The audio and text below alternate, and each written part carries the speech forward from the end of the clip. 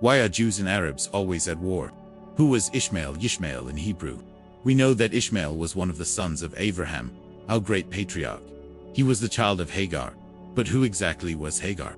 What is her story? And how does she fit into the larger narrative of the Bible? Hagar was no ordinary woman.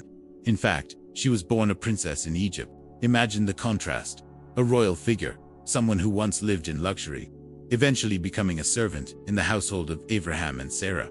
Before even becoming a concubine, she was first introduced as a maidservant in their household. Her path from royalty to servitude is one of the most striking and unusual transformations recorded in biblical tradition. Hagar's journey from Egypt.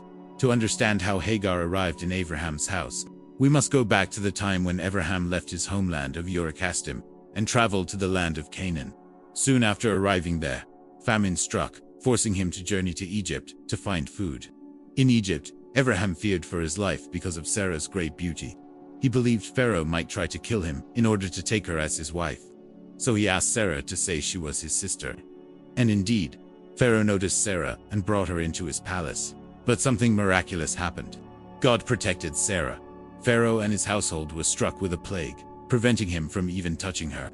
Realizing the divine power at work, Pharaoh returned Sarah to Abraham, apologizing for the misunderstanding. At that point, Pharaoh said to his daughter, "My child, I have never seen anything like this before. These people serve a true God, who live for truth than to remain a princess among idolaters." This was the turning point in Hagar's life. She left her royal privileges to embrace monotheism, entering the household of Abraham and Sarah as a servant. The birth of Ishmael. Abraham and Sarah had been married for 60 years without children.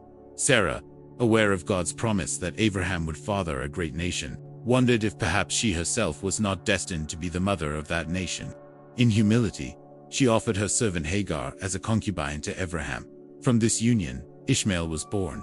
His birth marked the beginning of a new lineage, one that would forever shape the destiny of nations. 14 years later, Sarah herself gave birth to Isaac Yitzhak, fulfilling God's promise. The covenant of circumcision. At the age of 99, God commanded Abraham to undergo circumcision, known in Hebrew as Brit Milah, the covenant of the word. Ishmael, though still young, also asked to participate. He told his father, "I want to join you in this covenant." This moment explains why, to this day, not only Jews but also Arabs, descendants of Ishmael, practiced circumcision. For Jews, the ritual is performed on the 8th day after birth, as prescribed in the Torah. For Arabs, it is done later in life, reflecting the example of their ancestor Ishmael. The expulsion of Ishmael. Later, tensions arose within the household. Sarah saw Ishmael behaving in ways she feared would corrupt Isaac. She insisted that Ishmael and Hagar leave. Abraham, deeply troubled, did not want to expel his son, but God intervened, telling Abraham to heed Sarah's voice. For her insight in this matter surpassed his own. So Hagar and Ishmael departed, returning toward Egypt. Along the way, Ishmael grew weak with thirst. In despair, Hagar placed him under a bush, unable to watch him die. But an angel of God appeared, assuring her that Ishmael would live and father a great nation. Suddenly, a well of water appeared before them, a miraculous provision that saved their lives. The prophecy about Ishmael. Long before his birth, an angel had foretold Ishmael's destiny. He will be a wild man per Adam. His hand will be against everyone, and everyone's hand against him. The Hebrew phrase per Adam is difficult to translate. It suggests a man of instinct, guided more by raw energy and passion than by intellect or restraint.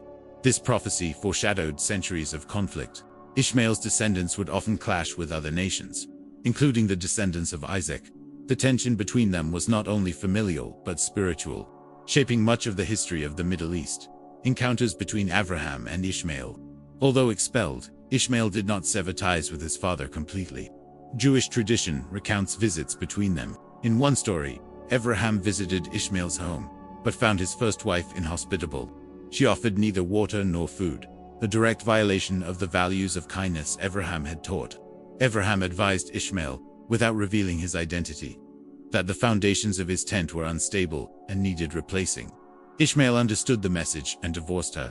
Later, Ishmael married again, this time to a woman his mother Hagar chose for him. With her, he had many children, whose names are carefully listed in the Torah: Nephayat, Kedah, Abiel, Mibsam, Mishma, Duma, Massa, Hadad, Tema, Jetta, Naphish, and Kedema. These names are more than genealogy. They represent tribes and nations that would emerge from Ishmael's line. Ishmael's spiritual struggle. Interestingly, Hagar eventually returned to idol worship after going back to Egypt. Ishmael grew up caught between two worlds, the monotheistic faith of his father and the pagan traditions of his mother, yet he continued to seek Abraham's guidance. When Abraham died, Ishmael demonstrated his deep respect for his father. He attended the burial, and in humility, allowed Isaac to take precedence, acknowledging him as the true heir of God's covenant. Jewish tradition even teaches that Ishmael repented in his later years, setting aside idolatry and returning, at least in part, to the path of his father. The legacy of Ishmael. Ishmael lived 137 years before passing away. His descendants spread widely, establishing tribes across Arabia.